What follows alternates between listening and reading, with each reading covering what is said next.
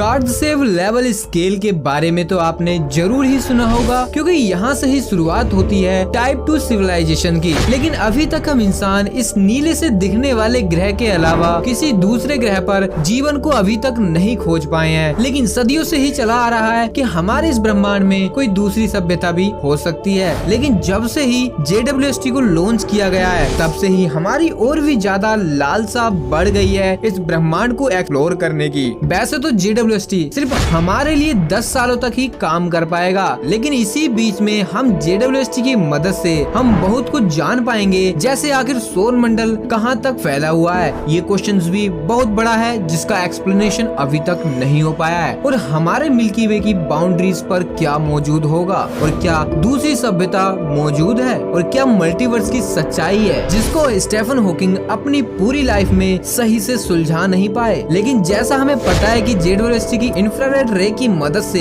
हम क्या दूर दराज टाइप 2 सिविलाइजेशन को कभी ढूंढ पाएंगे या फिर नहीं। अगर हम उन्हें ढूंढने में कामयाब भी हो पाए तो उनका फर्स्ट रिएक्शन कैसा होने वाला है, क्या वो हमसे ताकतवर होंगे या फिर वो हमसे कमजोर होंगे, तो जानेंगे आज की इस धमाकेदार वीडियो में। तो वीडियो को लास्ट तक जरूर देखें। कार्डसेव स्केल किसी सिविलाइजेशन के टेक्नोलॉजी एडवांसमेंट को मापने के लिए सन 1964 में सोवियत एस्ट्रोनॉमर निकोलाई कार्डसेव ने प्रेजेंट किया था। ये स्केल आज के लिए सिर्फ एक हाइपोथेटिकल है, जो कि कॉस्मिक स्केल पर एनर्जी की खपत पर किसी की टेक्नोलॉजी एडवांसमेंट को दिखाती है। इस कार्डसेव स्केल में 0 से लेकर 6 तक लेवल होते हैं। अगर हम अपनी बात करें कि इस स्केल में हम कहां पर लाइज करते हैं, तो हम अभी तक 0.16 पर ही लाई करते हैं। अगर हमें इस स्केल पर 1 लेवल पर आते हैं, तब हमारा प्लेनेट बिल्कुल इको फ्रेंडली और हम अपने सोलर सिस्टम के दूसरे ग्रह पर भी रहना शुरू कर देंगे, और हमारा इनके ऊपर घूमना मानो ऐसा हो जाएगा जैसे कि एक देश से दूसरे देश में जाना। लेकिन आज की इस कंडीशन में अगर कोई हमें नंबर 6 सिविलाइजेशंस ढूंढ ले या फिर उन्हें गलती से कोई सिग्नल्स भेज दें, और होता यह है कि अगली सुबह हमारे सामने वो लोग खड़े हों, तो क्या होगा?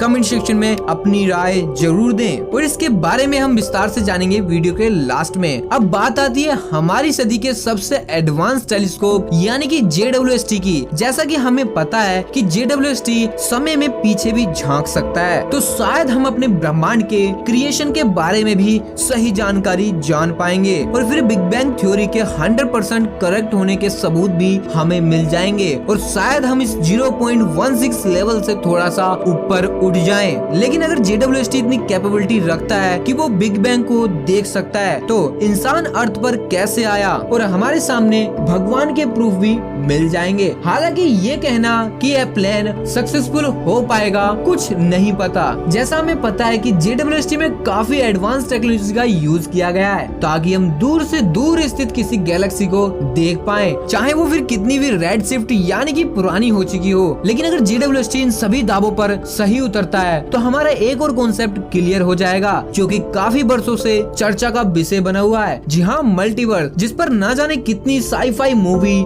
बन चुकी हैं, और हर वैज्ञानिक इस टॉपिक पर अपनी अलग ही राय देता है, जो कि काफी विरोधाभास होता है। लेकिन मल्टीवर्स का कॉन्सेप्ट आज भी एक मिस्ट्री बनी हुई है, क्योंकि शायद अभी हम इतने एडवांस ही नहीं हुए कि हम दूसरे आयाम का दरवाजा खोल सकें। मल्टीवर्स वैसा ही है जैसा हमारे लिए दूसरी सभ्यता। कुछ लोग कहते हैं कि इस ब्रह्मांड में सिर्फ हम इंसान ही मौजूद हैं। ये कहना बिल्कुल गलत है, क्योंकि अभी तक हम अपने सोलर सिस्टम को ही एक्सप्लोर नहीं कर पाए हैं। तो फिर हमारी गैलेक्सी में तो लगभग 100 से 400 बिलियन स्टार्स मौजूद हैं, और जिनमें हर एक स्टार का अपना अलग सोलर सिस्टम है, जिनको एक्सप्लोर करना हमारे लिए संभव नहीं है, क्योंकि हमारी लाइफ भी इतनी ज्यादा नहीं है, और हम इसी तरीके से अपने काम को पीढ़ी दर पीढ़ी ट्रांसफर करते रहते हैं, ताकि हम कभी तो उस मुकाम पर पहुंच पाएं। जैसा हमें थोड़ा बहुत पता है कि हमारे यूनिवर्स में मिलियंस ऑफ ट्रिलियंस गैलेक्सीज से भी ज्यादा गैलेक्सीज मौजूद हो सकती हैं, और उन सभी में भी लाखों सोलर सिस्टम्स, और सोलर सिस्टम्स के अंदर प्लैनेट्स और एक्सो प्लैनेट्स होंगे, तो जिन पर जीवन होगा भी और शायद होना भी चाहिए। लेकिन हमारे लिए ये जान पाना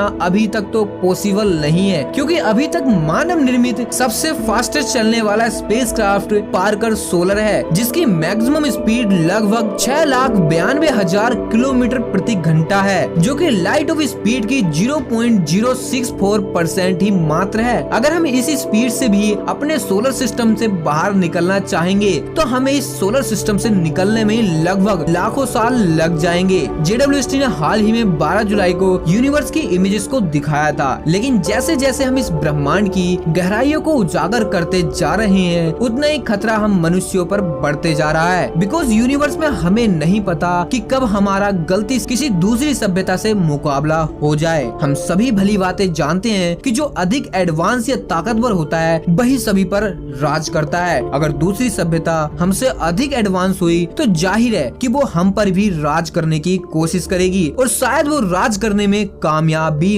हो जाएं। और इस तरह से हम मनुष्य हमेशा हमेशा के लिए उनके गुलाम बनकर रह जाएंगे। लेकिन अगर हमें अपनी सिविलाइजेशन को आने वाली इन सभी समस्याओं से बचाना है तो हमें भी अपनी टेक्नोलॉजी में एडवांस होना पड़ेगा। अगर हम भी टेक्नोलॉजी में एडवांस होना चाहते हैं तो उसके लिए हमें सबसे पहले अपने इस ब्रह्मांड को समझना होगा और उसके लिए हमें ऐसे स्पेसक्राफ्ट भेजने होंगे स्पेस में ताकि हम इस ब्रह्मांड की एनर्जी को सही से समझ पाएं, जिसकी मदद से हम स्पेस की इन सभी मिस्ट्री को सोल्व कर पाएं। नासा का लिवर टेलीस्कोप मानव सभ्यता में एक अलग ही कामयाबी लाएगा जिससे हम इस ब्रह्मांड की एनर्जी को समझने में सक्षम होंगे, जैसे कि डार्क मैटर, डार्क एनर्जी कैसे काम करती हैं। जेडब्ल्यूएसटी भी हमारे यूनिवर्स के फंडामेंटल और फंक्शन को समझने की कोशिश कर रहा है, लेकिन हमें जैसा पता है कि यूनिवर्स में कोई ना कोई सिस्टमेटिक एनर्जी तो है जो इस यूनिवर्स को संभाले हुए है, क्योंकि जितने अमाउंट में कोई ऑब्जेक्ट डिस्ट्रॉय होता है उतना ही ऑब्जेक्ट उसी अमाउंट में क्रिएट भी